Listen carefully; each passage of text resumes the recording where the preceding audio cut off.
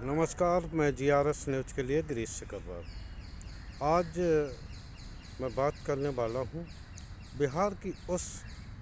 अवसरवादी राजनीति को जिसके कि सबसे बड़े जनक बिहार के नवीं बार मुख्यमंत्री बने नीतीश कुमार माने जाते हैं। नीतीश कुमार ने जो कि इंडिया गठबंधन के एक प्रकार से सृजनकर्ता माने जा रहे थे, अब वो फिर से एनडीए में शामिल होकर भारतीय जनता पार्टी के हाँ में हाँ मिलाने के लिए मजबूर हुए। नीतीश कुमार के 9वीं बार शपथ ने न सिर्फ उन एनडीए के नेताओं को असहज कर दिया है, यहाँ तक कि प्रधानमंत्री भी और भाजपा का समस्त नेतृत्व परेशान है कि आखिर नीतीश को एनडीए में शामिल करा के वह किस प्रकार से वो अपना और नीतीश का बचाव करे। आप सभी लोगों को याद होगा जब नीतीश कुमार ने इंडिया गठबंधन का गठन किया तो यही सब लोग, यहाँ तक कि देश के प्रधानमंत्री तक उनकी आलोचना करते रहे। यहाँ की उन्हें पलटी माल बताया गया, पलटू राम बताया गया। लेकिन अब जब वो एक बार फिर से पलटी मारकर भारतीय जनता पार्टी गठबंधन में शामिल हुए हैं, तब उन नेताओं को सांप सूंघ गया है जिन नेताओं ने अमित शाह के इस बयान के आधार पर कि अब नीतीश के लिए एनडीए के दरवाजे बंद हैं, उन्हें किसी भी कीमत में इसमें प्रवेश नहीं मिलेगा। उन नेताओं ने न सिर्फ नीतीश की आलोचना की बल्कि उनको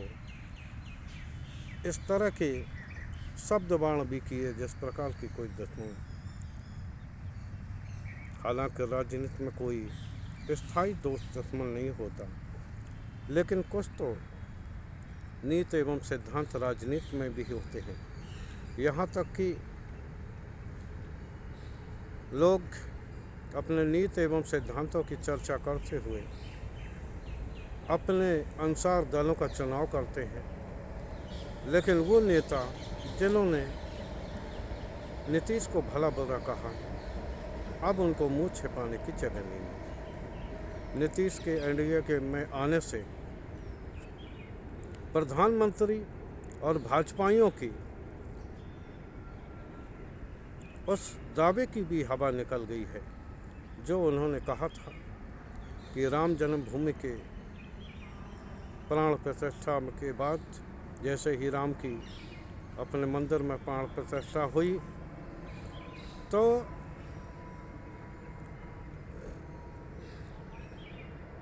एकदम भारतीय जनता पार्टी का आधार बढ़ गया, उनकी हवा बढ़ गई। एक ऐसा परसेप्शन गढ़ा जाने लगा जैसे कि अब पूरे देश में राम राज की बयार चल रही हो, राम की बयार चल रही हो। निश्चित तौर पर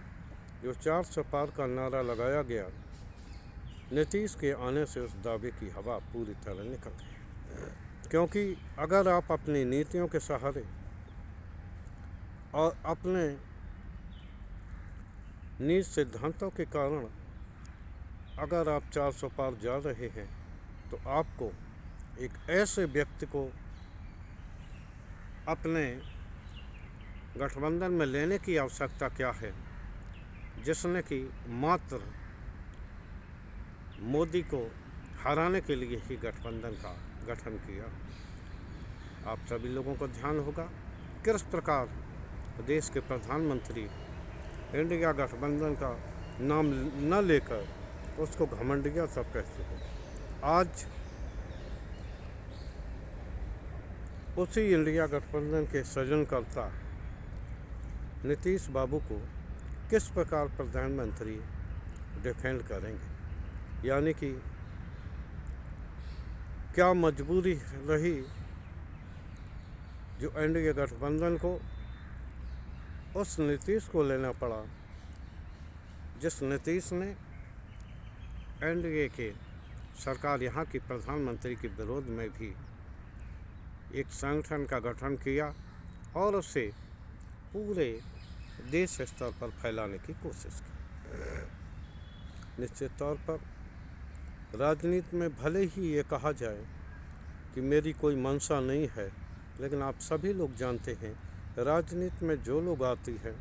उसकी बाकायदा एक मंशा होती है, और कोई भी आदमी कुछ भी आपके साथ अगर करता है तो राजनीतिक रूप से वो किसी पर कोई एहसान नहीं करता।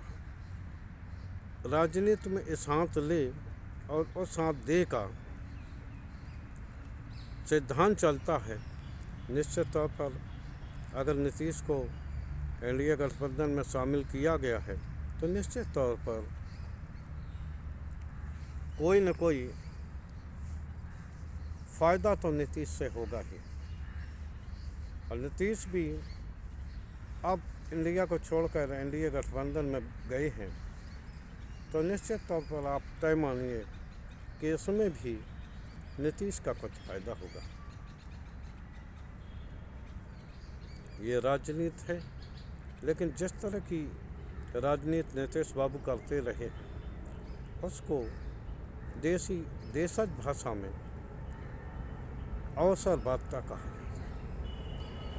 अवसरवादिता के सहारे नीतीश ने नवी बार ये कुर्सी हासिल की है। लेकिन अब की बार जो नीतीश एनडीए में शामिल हुए हैं, हालांकि वो उनका आने जाने का एक रिकॉर्ड रहा, कभी वो एनडीए से अलग हुए, कभी वो एनडीए में शामिल हुए, लेकिन अब की बार एनडीए में वो गए हैं। निश्चित तौर पर उनकी साख को वो धब्बा लगा है जैसे कि पूरा बिहारवासी हजम नहीं कर पा।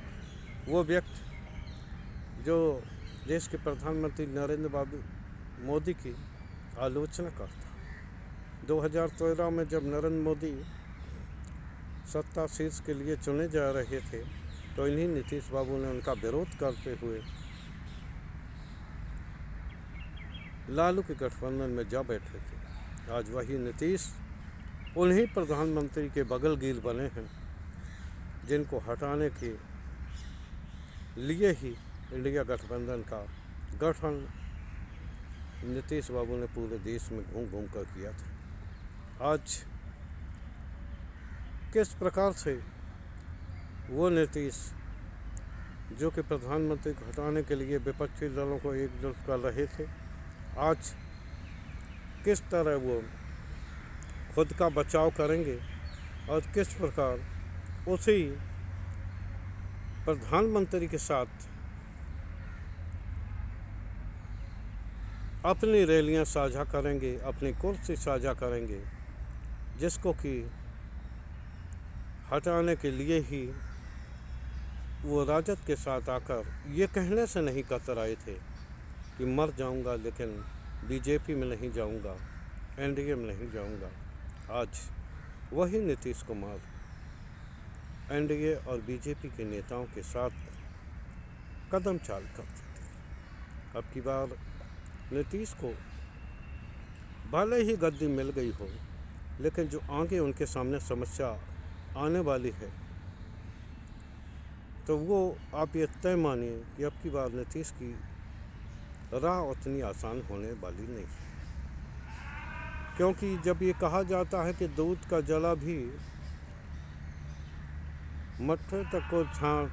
फूंक फूंक कर पीता है, तो निश्चित तौर पर 2 उप मुख्यमंत्री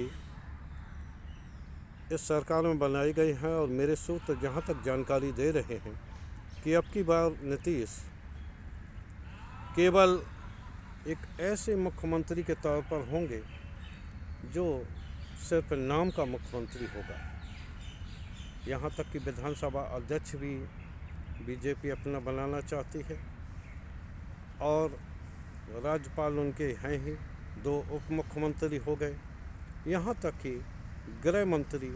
और वित्त मंत्री पर भी बीजेपी अपना व्यक्त बैठाना चाहती है, जिससे कि नीतीश कुमार को कभी भी उनकी लगाम को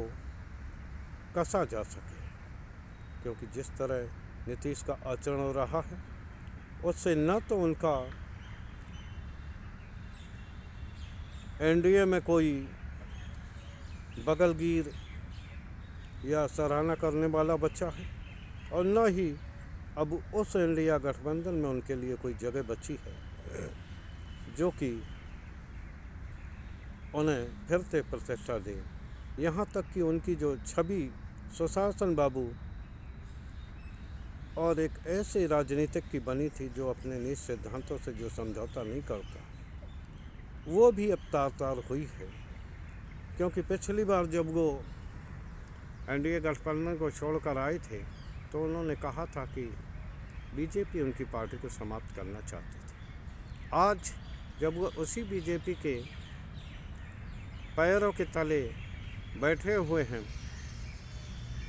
तो निश्चित तौर पर उनसे ये सवाल किया ही जाएगा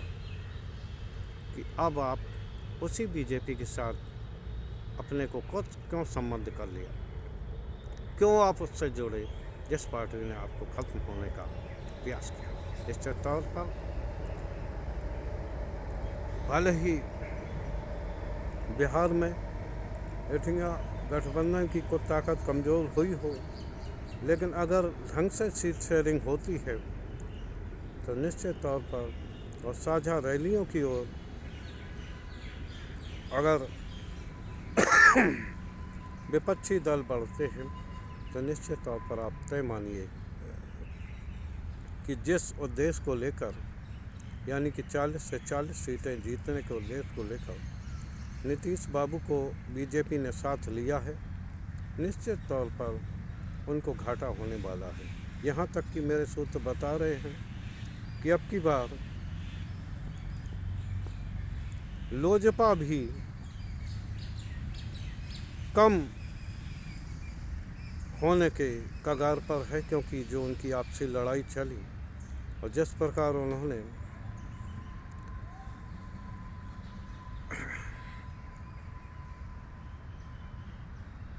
मोदी के साथ मिलकर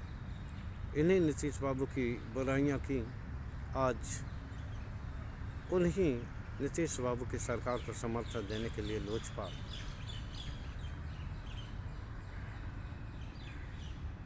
नए नए तर्क गढ़ा रही है। निश्चित तौर पर आप तय मानिए अब कि उसकी भी सीटें कम होंगी और बीजेपी की भी सीटें कुछ घटेंगी। हालांकि ये देखा गया है कि जब भी नीतीश और बीजेपी मिलती है तो उनका वोट बैंक कम नहीं होता, लेकिन अब की जो परसेप्शन बन रहा है आम जनता के मन में वो निश्चित तौर पर डराने वाला है। आगे क्या होगा, लेकिन ये ज़रूर नीतीश के एनडीए में शामिल होने ने यह तय कर दिया है कि राजनीति में कोई भी निज सिद्धांतों की बात करना अब शायद ठीक नहीं है। हालांकि इससे प्रधानमंत्री की भी छवि गिरी है। पहली छवि उनकी तब भी गिरी थी जब उन्होंने लगातार स्वघोषित भ्रष्टाचारियों को अपने पार्टी में शामिल किया, और आज वो जिसे घमंडिया गठबंधन कहते थे उसी घमंडिया गठबंधन के सृजनकर्ता को अपने साथ बिठा लिया है। बहुत भले ही भारतीय जनता पार्टी के प्रवक्ता उन्हें बचाने की कोशिश करें, लेकिन आम जनता के मन में ये बात ज़रूर घर कर रही है कि आखिर क्या कारण रहा जो भारतीय जनता पार्टी को या प्रधानमंत्री को भ्रष्टाचारियों को अपने साथ लेना, यहाँ तक कि पलटी मार साबित किए गए घमंडिया गठबंधन के सृजनकर्ता को अपने साथ लेना आखिर क्या मजबूरी है। एक तरह से उनका 4 सपार का नारा भी खोखला साबित होता जा रहा है और दिखाई दे रहा है। आगे चल के ये भी हो सकता है कि अन्य जो छत्रप हैं, क्षेत्रीय छत्रप, उनको अपनी तरफ शामिल करने के लिए या उन्हें अकेले लड़ने के लिए अभी बीजेपी बात करने में सफल हो जाए। खैर, इस संबंध में हम बाद में किसी अन्य ब्लॉग में चर्चा करेंगे। आज के ब्लॉग में बस इतना ही। जय हिंद, जय भारत, जय संविधान।